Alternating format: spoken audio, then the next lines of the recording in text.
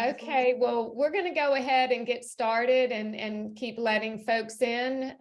So I just wanted to introduce myself. I'm Patty Koval, the Director of Member Networking and Learning. We greatly appreciate you coming today. This is going to be a great session and a full one. So we'll go ahead and get started.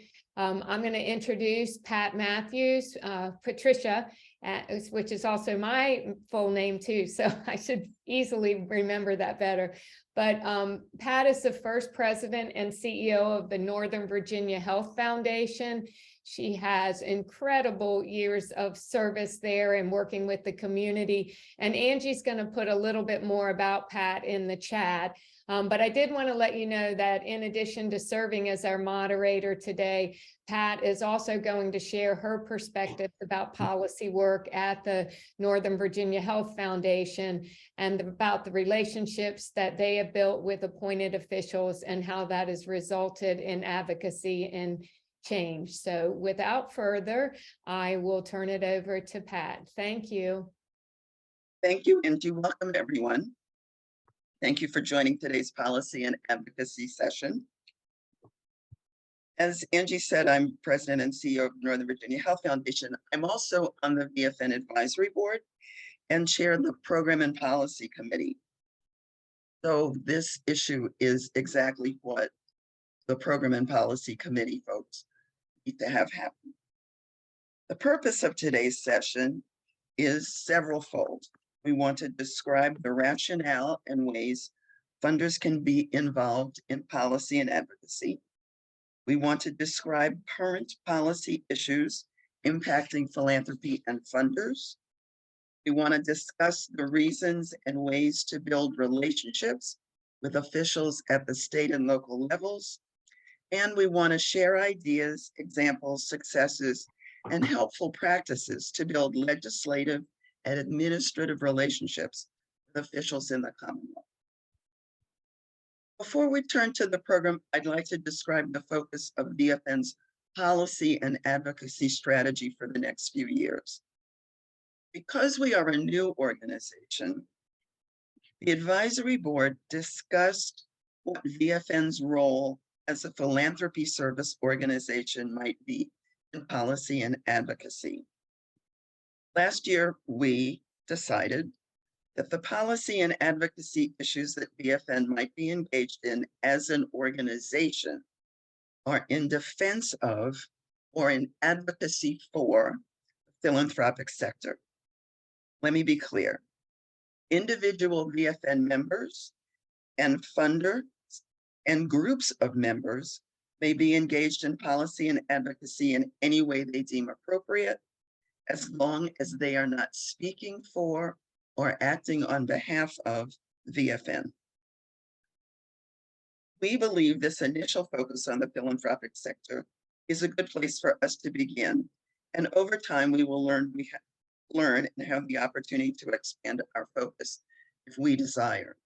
So if you as an individual funder or you and your colleagues want to focus on a particular content area, you are welcome to do that, as long as you're not speaking on behalf of VFN. With that said, the format of today's session will be to hear from 4 speakers talking about policy and advocacy and the importance of building relationships with officials. After 3 of the 4 speakers, there will be time for Q&A. After all of the speakers, we will break into 2 smaller breakout groups, one focused on community foundations and one focused on family, private, and corporate funders. In the breakout groups, you will talk about how you have built relationships with elected and appointed officials, what strategies have been most effective, what you would like to know more about to help you build your capacity to build relationships. We actually have 4 speakers, 3 in person and 1 virtual today. And they will discuss ways in which funders can be involved in equitable policy and advocacy, current policy issues impacting funders, and the reasons for building relationships with elected officials. And 2 funders will be talking about your foundation's approaches to addressing health disparities, building relationships, and the impact on policy and advocacy. I will introduce each one and that individual will speak, and then we'll have time for some Q&A for most of these people. And then I will introduce the next speaker. Our first speaker is Robin. I won't say, here's Robin, as I was advised to say earlier today. Robin is the the Director of Policy and Advocacy for VFN, and as of yesterday is serving as the halftime interim CFO. That's not true. Halftime interim CEO. Sorry, Robin. Take it away. Thank you, Pat, so much. Yes, you wouldn't want me to be your CFO, trust me, but I am delighted to be your interim CEO. And Pat, thank you so much for your leadership with policy and advocacy. And I'm really delighted to be here today to talk about this issue.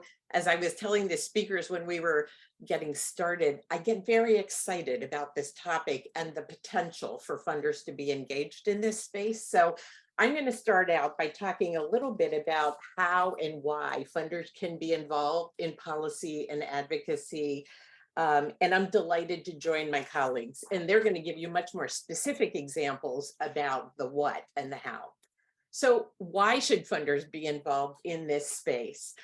I think there are many reasons, multifold. The first one, as we all know well, is that direct services alone can't fill the gap in our communities. They can't serve all the residents in the places where we live, and they can't fill the gap between those needs and what public funding is available.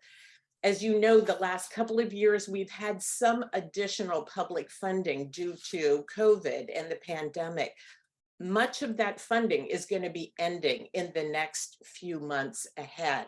We just got notice recently that as of May 11th, the public health emergency funds related to the pandemic are going to be ending, which means that Medicaid recipients will need to re-enroll for benefits. Supplemental nutrition assistance program, additional funds are ending now. So that gap is going to be even larger, and that's a reason why funders can be involved in advocating for equitable policy. Secondly, most funders and their grantees are probably engaged in some way, and we'll talk about the ways in just a couple of minutes, but many of us and our grantees are already involved in policy and advocacy. Third, and this is the one of the two that speaks the closest to me, and that is, as a funder, it's another tool in our toolbox to accomplish our goals and to have the influence that we want and to make the social change that we're in this business for. So it's yet another way that we can be effective. And then finally, it helps you bolster your mission. If you are about trying to accomplish great things in your community and right some of the inequities in your community, policy and advocacy can be a wonderful tool for you, among other tools, to do that. So Angie, if you can go to the next slide, let's just start with a couple of definitions. Policy and advocacy. So policy are the set of laws or actions that our government does. So should there be public funding for pre-K? Should our community have affordable housing options that are publicly supported? Should Virginia Medicaid include a dental benefit? Those are examples of policies. Advocacy is when we decide to do something about policies, either to change existing policies or try to create new ones. So it is about supporting a recommendation or a particular cause that we are interested and think is important. So it could be community members advocating for better lighting in the parks in their community. That's an example of advocacy. Angie, if you go to the next slide. So there's a lot of misconceptions, and maybe some of these may sound familiar to you. You may have heard this in terms of funders being involved in advocacy. It's too controversial, it's too political. Well, it doesn't have to be political. Policy is about what our existing laws are or what they should be, but it doesn't have to be political at all. It's legally risky. Well, the IRS, who is the regulator for our industry as foundations and funders, allow foundations, both public and private foundations, to be involved in advocacy. And once you know the rules, there are so many things that funders can do in this space. Advocacy can't be measured. Well, it's about knowing what it is that you want to try to measure and look at the right metrics. If you're trying to measure whether or not you get a law passed, sometimes that can take years or decades to accomplish that. But if you're thinking about who you're trying to influence, there are a lot of shorter term and intermediate term goals that you can measure to see whether or not you're being effective. And finally, advocacy doesn't deliver tangible benefits. Well, I would argue that advocacy is one of the most effective ways to leverage the limited funding that every foundation has, and especially smaller foundations. So if we move on to the next slide, Angie, what's the difference between advocacy and lobbying then? Most efforts to change public policy are not lobbying. These are not two interchangeable words. So advocacy are efforts to address an injustice or change, create a social change through changing a law or how the law is applied, like conducting policy research that helps us understand better what the impact of different policies might be, or educating the public or legislators about issues that we care about as funders, as health funders or housing funders or education funders. Lobbying is about trying to influence specific legislation or ballot measures by communicating directly with legislators or the general public about those specific bills.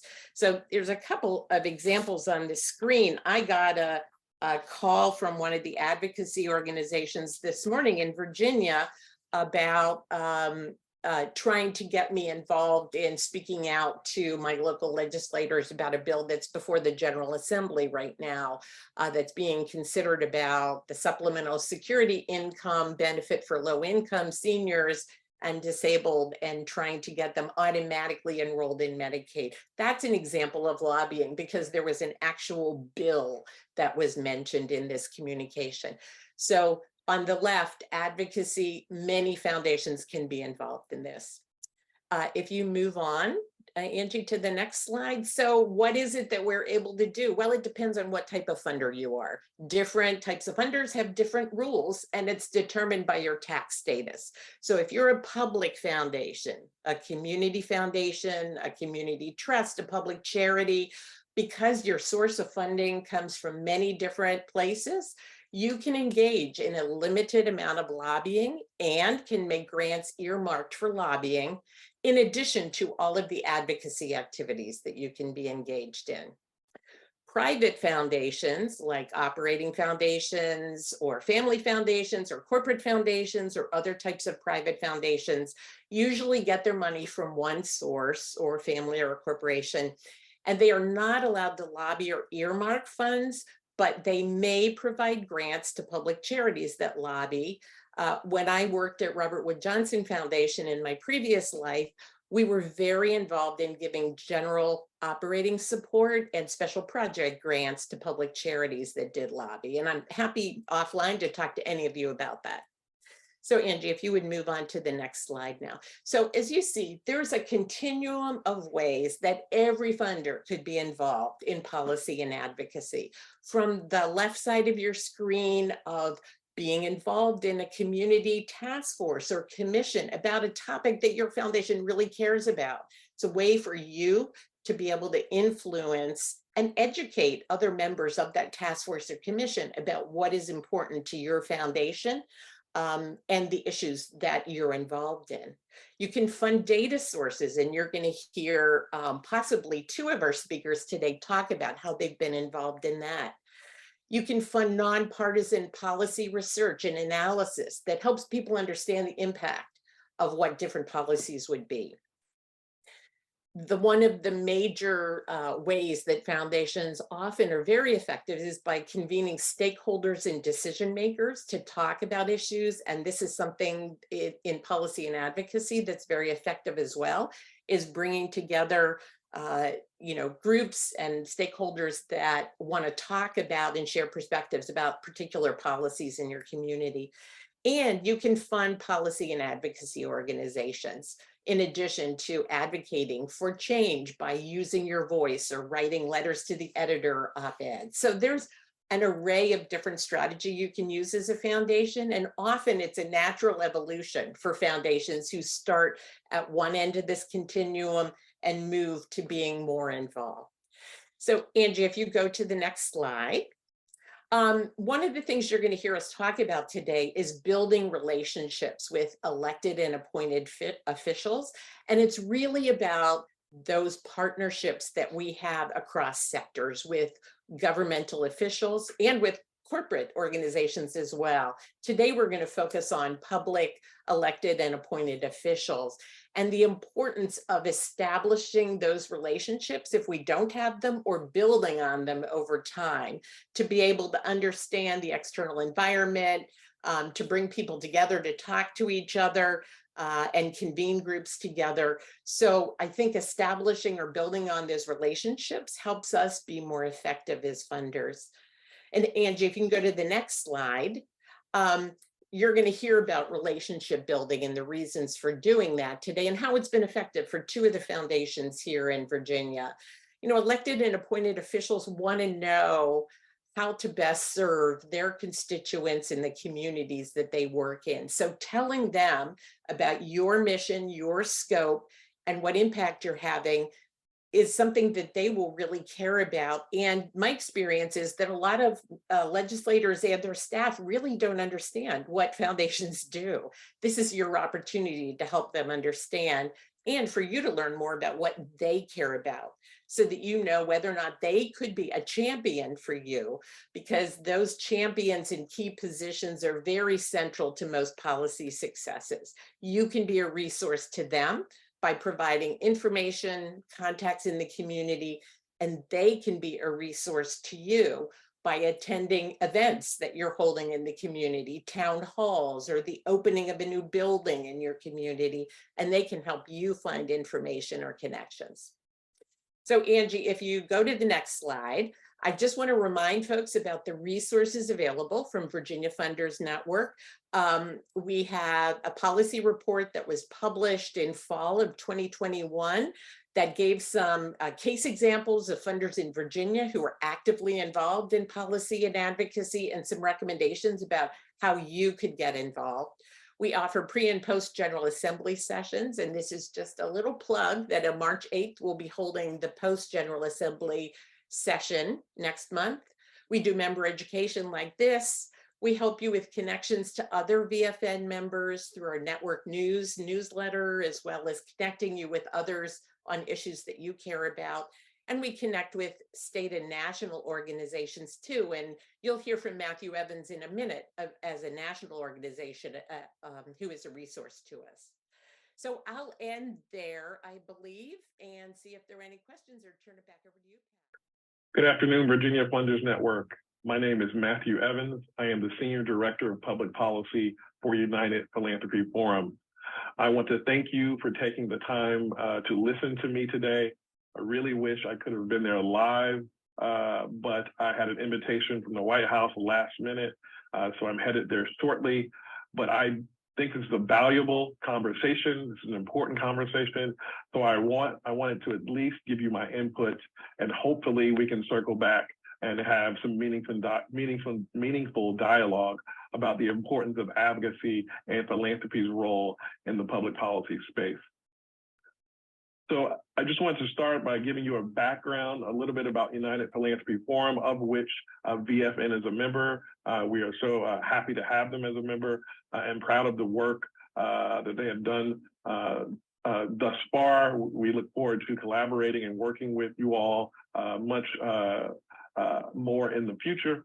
So thank you, Robin, for your work, and also to the VFN leadership for their work in continuing to steward this organization and move forward.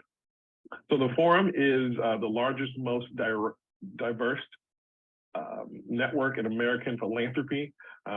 We have a membership of over 95 philanthropy serving organizations, both nationally and regionally. That helps us represent more than 7,000 funders, and we work to make philanthropy better. Through that work, we look at public policy, and our public policy work helps the forum lead and advocate on behalf of the sector and our membership. It helps us address systemic inequities and identify practical public policy solutions that catalyze a just and equitable society where all can participate and prosper. I just wanted to give you a little bit of background of how the forum got to where we are currently in our work. As I said, I am the Senior Director of Public Policy. We also have a Public Policy Associate, and we also work with consultants to help with our government relations outreach. And this is my third year here at the forum. Prior to being at the forum, I was Director of Public Policy for the Southeastern Council of Foundations, which is now Philanthropy Southeast. And so our work, even over these last 3 years, has evolved. We know that traditionally, groups like the Forum, Council of Foundations, other philanthropic organizations and PSOs have been involved in public policy and look at traditional philanthropy issues or issues that impact the sector. We can, like excise tax and charitable giving, et cetera. We know that in 1969, because of the tax reform bill that year, that was sort of the impetus for more involvement from the sector in public policy. Sort of sector protection was the theme there. And also through that, we saw the proliferation of more philanthropy serving organizations. And so public policy was really the Kickstarter for PSOs and the forum network that you see today, including Virginia Funders Network. And so through the forum's public policy work, we look at in three buckets: government relations, we lobby Congress. We also meet with regulatory bodies like EPA, Treasury, USDA, et cetera. We also, the other bucket is member relations. We want to make sure that we continue to cultivate and build the public policy skill set of our members like VPN, so that they in turn can assist members like you and the broader philanthropic sector in becoming strong advocates on behalf of the sector and the communities we serve. And so we have a vast, what we call grassroots advocacy network via PSOs.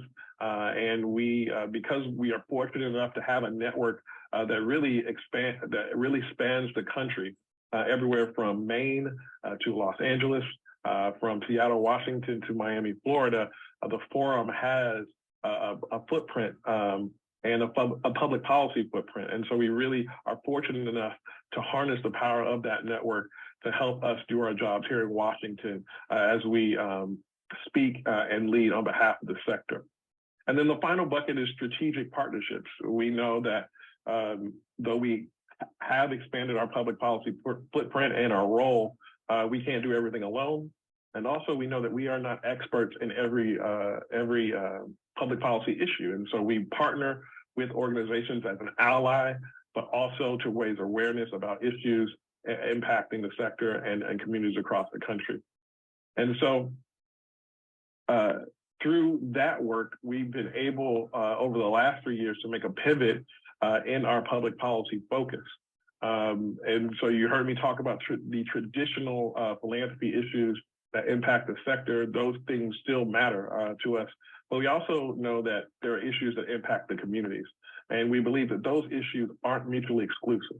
And so we can promote a strong philanthropic sector, but we can also advocate for vibrant, equitable communities. And that is the charge that we have given, the charge that we have taken up on behalf of our membership. We have expanded our work and we have created what we call our public policy principles. We refresh these principles every 2 years to be in line with the current Congress.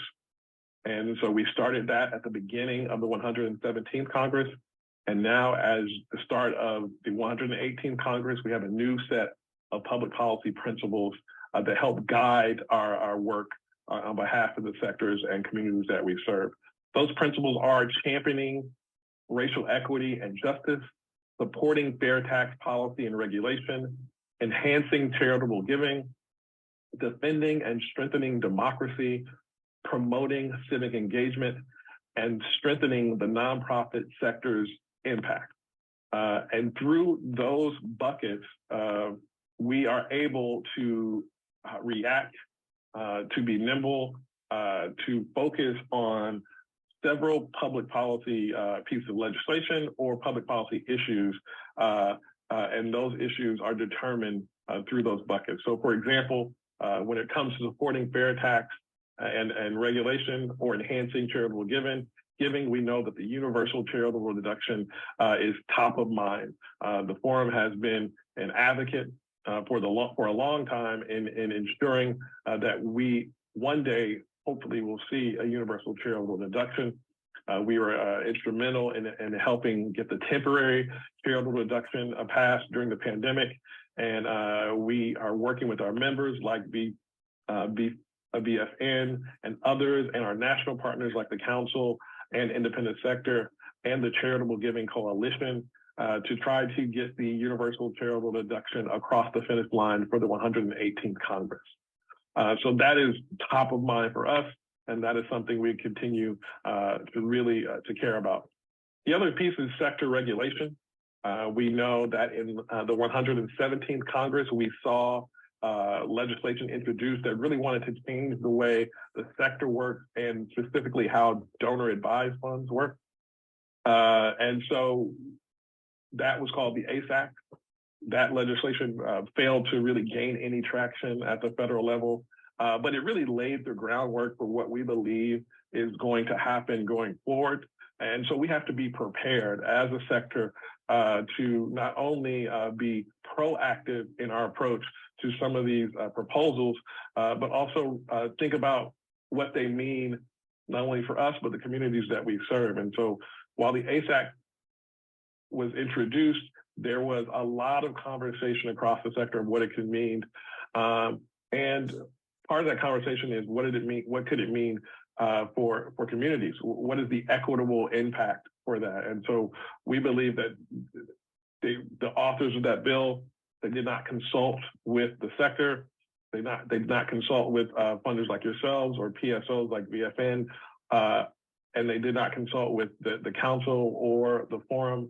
And so one of the main things that we are saying to members of Congress, this Congress, and we led a charge last Congress as well. We penned a letter that was signed by national leaders across the country that if you are going to write legislation or regulations that impact the work that we do, please let us be involved. We need to have a seat at that table so that the experts on the ground can inform lawmakers and staff about the potential burden or harm or impact that proposed legislation could have on the sector and the communities that we serve. And so we continue to be mindful about that, and that really dictates our approach, making sure that we meet with the right people on the Ways and Means Committee, Senate Finance Committee, Treasury. The Forum is doing that work as we speak. Other issues that we care about include census reform. You know, the last census had a few issues with it per the last administration. And so we know there was census reform legislation introduced last Congress. We were supportive of that legislation, and we will continue to be supportive of census legislation that really promotes racial equity and ensures that majority populations aren't overcounted and Black and Brown communities aren't undercounted. And so we want a fair and equitable census. I think everyone can get behind that, and that is something that the Forum has been heavily involved in with groups like FCCP and others, and we continue to be involved in that work as we lead up to the 2030 census. Voting rights remains top of mind as well. We were instrumental, the first national philanthropic organization to lead the charge in getting the sector involved on voting rights. We worked with the Leadership Conference. We had a town hall with the White House on the importance of voting rights. That will continue to be top of mind for us and our members, because we see that not only as a championing racial equity and justice issue, but that is also defending and strengthening democracy. The right to vote is sacred, and we believe everyone should have that right unencumbered. And so we continue that work as well. And then maternal health, again, in the equity space, will be sort of one of the newer things we talk about this year and help and try to be an ally on. And so we will continue to consult with experts and other funders actually on the ground doing that work and looking at ways to promote or uplift legislation or policies that really bridges the gap in maternal health and really addresses the issues that really impact Black and Brown communities when it comes to maternal health and also other communities of color, because we know that these issues are important across the board and across the country. And I think you're seeing more momentum around the maternal health space to address these issues. And then finally, supporting the nonprofit sector continues to be top of mind for us. We have partnered with Independent Sector in our support for the Nonprofit Sector Strength and Partnership Act, which was introduced in the 117th Congress. That is also sort of known as the seat at the table legislation. We will continue to bolster our support for that legislation, uplift that legislation. It really talks about the need to have a nonprofit sector representative at the federal level. We know that even though it's one of the largest sectors, the nonprofit sector is one of the largest sectors in the country, one of the largest employers in the country, it doesn't enjoy the same benefit as some of the for-profit sectors. For example, when it comes to unemployment data, we know that for-profit sectors get that from the Department of Labor every year at the same time, like clockwork. However, the nonprofit sector has to rely on a third-party entity, a non-governmental entity, for employment data of the sector, and that data usually comes at a much lower rate than the data that comes from the Department of Labor. And so this is one example of what that bill would address, and we're looking to garner more support for that legislation. And then finally, the last thing I'll say about sort of what our agenda looks like is making sure that we're active in the regulatory space. When people think about government relations, they think about lobbying, they think about advocacy. I think sometimes the only thing some folks think about is legislation in Congress. But the regulatory process plays a key role in what ultimately becomes of these laws and pieces of legislation that pass. And so we're in constant contact with regulatory agencies to ensure that philanthropy adds our voice and our expertise to some of these issues that impact our sector and underserved communities across the country. And so those are sort of the top of mind issues, sort of our focus, and really just wanted to outline what our evolution has been in our public policy work. Again, we don't believe that sector and community issues are mutually exclusive. We really thought long and hard about the idea of being gatekeepers of the status quo or being change makers, and philanthropy is in a unique position to be the latter. And so we've worked with our members, our board, and our public policy committee to try to come up with a blueprint that we can use to ensure that our voice is heard in support of the sector, but also when it comes to racial equity and community issues, we want to uplift that in the same vein. And it's all about, to us, normalizing the idea of advocacy in the philanthropic space. We know for a long time there has been sort of this idea or hesitation from funders or the broader sector about getting involved in advocacy. I spend half of my time in this role trying to dispel those ideas or demystify what it means to be involved in the advocacy space. I think one of the key things is that to know, as funders, you should know, is that advocacy is much more than lobbying. Lobbying is about 1 or 5% worth of advocacy. There's a myriad of ways for you as funders to be involved in advocacy work. And so that's a longer conversation, but it's also an important conversation that needs to be had so that we can really expand our influence by having more and more foundations, foundation leaders and sector advocates involved in really giving voice and lifting up these issues across the country. And I think the other issue, and I think ways to do that is to have programming like this. So again, thank you to Robin and the team for putting together such an important webinar. And then working with your colleagues across the country. You know, we don't have to work in silos. You know, philanthropy is a large sector, but we can work together. And one of the ways to work together is we're having Foundations on the Hill on February 27th through March 1st here in Washington, D.C.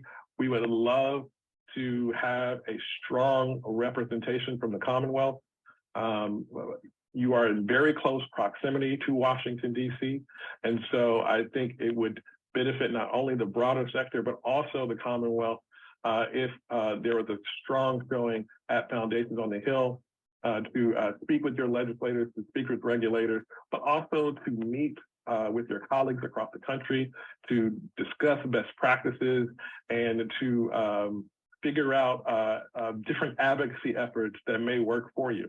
I will highlight that on February 27th for Foundations on the Hill, we have a full day of programming that will touch on topics just like these. We have a panel on tax policy. We're going to have a bipartisan panel that examines philanthropy's role and efforts for advocacy for the 118th Congress. We are going to have a panel that examines populism and its potential impact on philanthropy. And we just confirmed the other day that the senior White House advisor for public engagement, Keisha Lance Bottoms, will be a special guest speaker at Foundations on the Hill. And it's our 20th annual Foundations on the Hill. So we have a huge celebration planned at the end of the 27th. So we would love to see our friends from Virginia there, here in Washington, D.C., in fellowship, in collaboration, and connecting in advocacy efforts for the sector. If you have any questions about Foundations on the Hill, please let me know. And also, if you have any questions about some of the work that we're doing here at the forum, some of the work that DFN is doing, you have questions for me about overall policy issues, please feel free to give those to Robin, and I'll be sure to get back to you on those. Our third speaker is Kira Cook, who is the Director of Strategy at the Williamsburg Health Foundation. Kira? Thank you, Pat. I appreciate it. I'm just going to run through a few slides. I want to be mindful of time, and I'm excited to get into the chat room and listen to what you all have to say. And I also am excited to hear what Pat has to say. So I won't talk to you about the history of our advocacy work, which began in 2015, or the bumpy patches we hit, or our committee structure, or our plan itself. If anyone wants to talk to me about that offline, I'd be delighted to do that. So if we could jump right into the next slide. I wanted to start with funding because that's what we all do.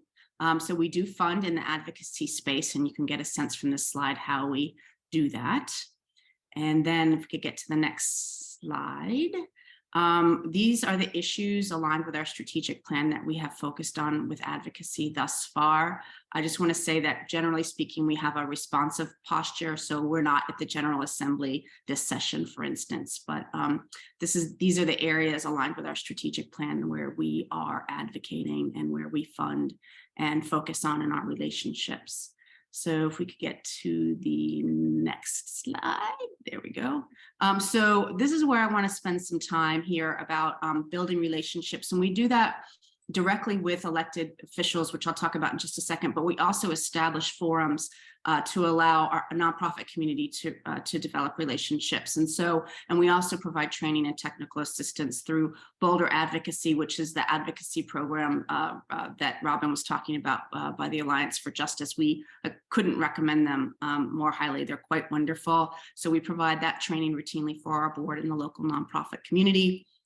We also host panel discussions with local elected officials and state elected officials serving as panelists for our nonprofit community so that they can get to know each other and hear directly, as Robin said, from the elected officials that, yes, they want to hear from you. It helps them do their job better to learn what's going on in the nonprofit community. We also bring in the advocacy organizations that we fund to talk about their approach and to partner with the local nonprofit community to kind of amplify their advocacy work and to establish and strengthen those relationships.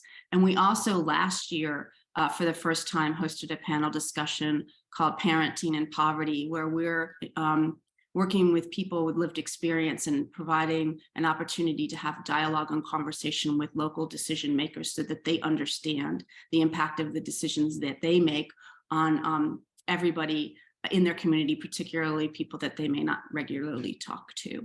So, so that's one aspect of how the Health Foundation does its advocacy work and creates relationships, not only directly with elected and appointed officials, which I'll talk about on the next slide, but we also create that forum so nonprofits can develop their own relationships. And then if we could get the last slide.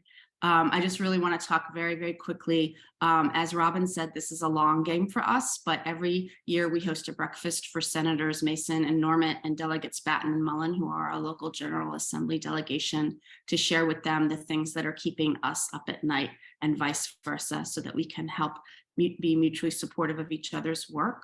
Our CEO, Carol Sale, also meets with every elected local official. So members of City Council, James City County and York County Boards of Supervisors. We have 3 local governments in our service area.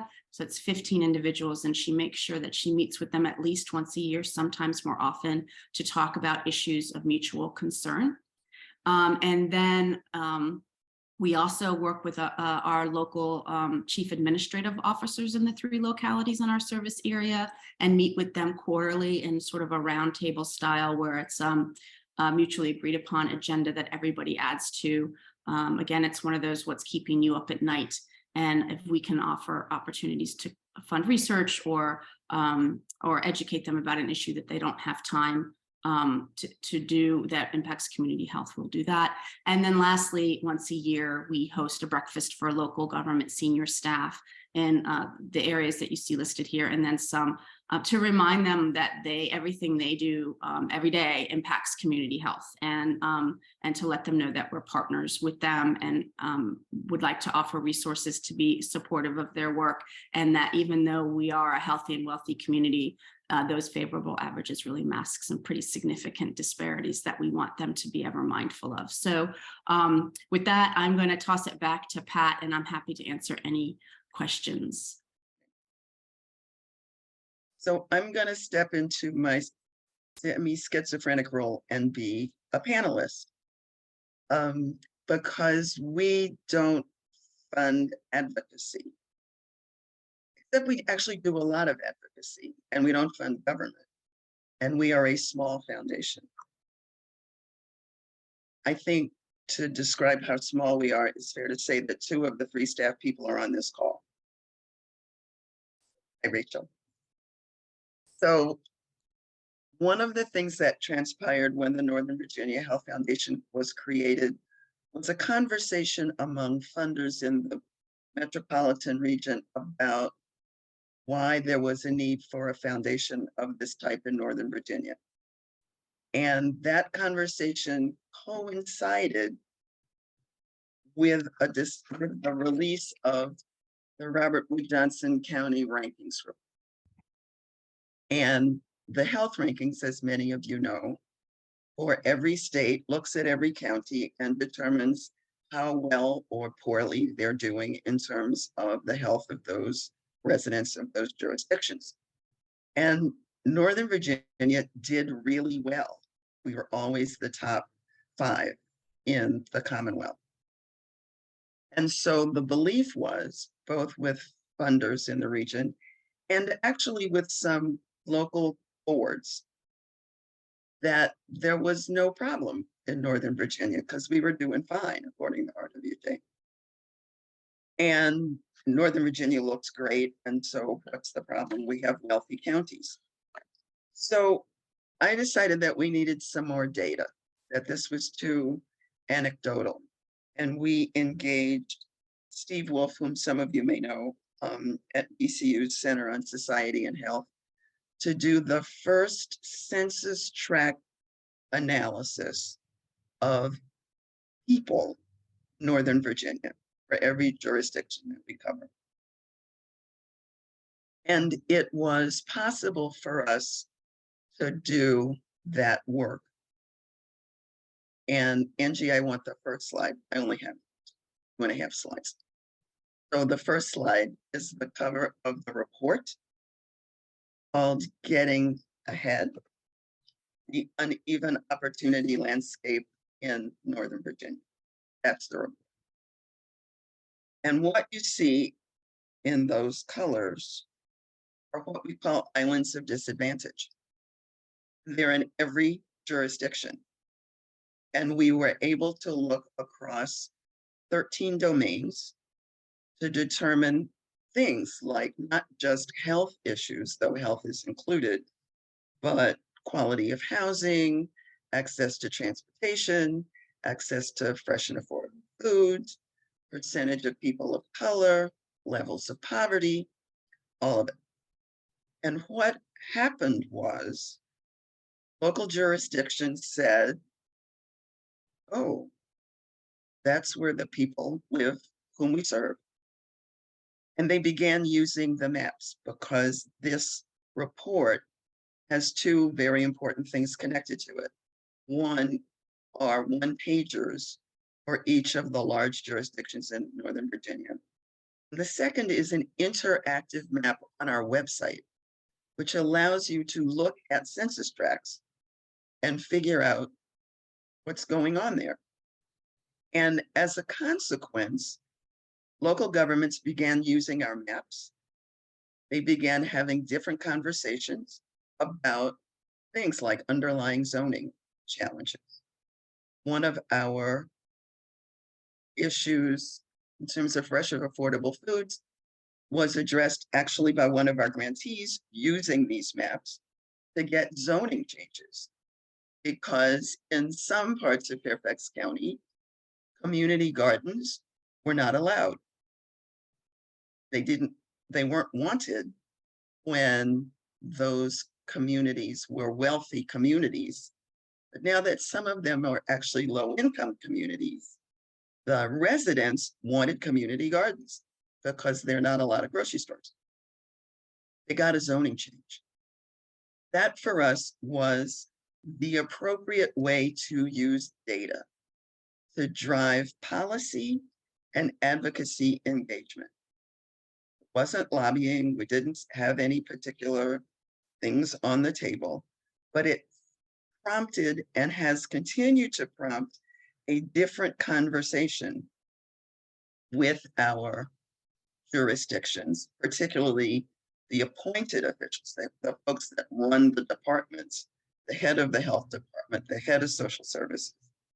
We are even doing some work with school boards to say, this is data. This is the way you can look at it. Steve and his team have done a number of reports for us. And the most recent report is the next slide. It came out to close a year and a half ago. And we have had amazing response on this. History's Lessons for Equity in Northern Virginia. The premise of this report is pretty simple. Policies got us into this problem. Policies can get us out of it. And Steve and his team and I thought we would be looking at, I don't know, the last 75 years of policy. In fact, this report and the website that goes with it goes back to the very beginning of the founding of the Commonwealth and focuses on Northern Virginia and draws correlations between neighborhoods that turned out to be the islands of disadvantage and the policies and practices that were first institutionalized and then became practices. So for example, there are there were communities in Arlington that were Black communities that didn't have streetlights and paved roads in the early 1900s. Took them a long time. Those are the same areas where we find that there are challenges to paved roads and repaired streetlights now. There is a school of thought that says people that live in those neighborhoods must want it to be like that, otherwise they would change it. Well, I think all of us know that's not true. So being able to say, here's how we got here, here's what we need to think about, is important. And the reason why I raised that, and happily we don't live in Florida, so we don't have to worry about it. But the reason why I raised that is because we have done, Steve and I have done presentations to a number of organizations, an evergreen report for us. So we did one yesterday, and actually to a group of 5, 6 nonprofit boards of directors.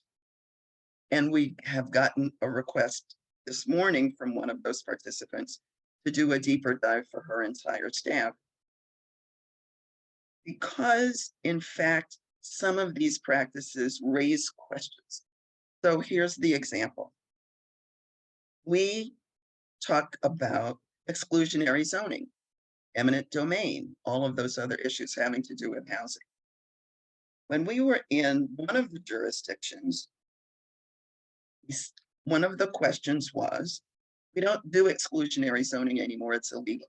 How can you possibly say that we have exclusionary housing policies? That's just not true. And I answered very straightforwardly, you actually do. At the point at which you decide that single family housing has to be on an acre or more of land, you have decided who gets to live there. And the response was, well, we need the revenue. That's why it's so expensive. To which I responded, let me be really clear. You are saying you don't want multifamily housing. And this person said, that's correct. We need the revenue from single family housing. And I said, the Watergate is a multifamily unit. The last time I checked, a 2-bedroom apartment sold for $6 million. So the question of whether you need 1 acre per house while you are being bombarded with requests for affordable housing doesn't mean you need to change your revenue model. It means you need to change your lexicon, how you think about what you want to have. Turns out, more discussions were had offline with this individual, and the jurisdiction is now rethinking how to look at housing as a matter of policy. So we think that in addition to the terrific role that Kira and others are playing working with legislators, it is equally important to work on policy matters with the people that have to enforce the policies. Because if they say, well, we don't do that, it's illegal, the result still happens. We have to think about it in multidimensional ways. So since I only have a little bit of time, my last slide is just our website, where you can go and get all of our information and see the interactive maps. And know that in June, we will release another report from Steve Wolf and his team having to do with preventable mortality in Northern Virginia. Because we think that too is something that policymakers, not just in the health space, but policymakers need to understand. So thank you very much.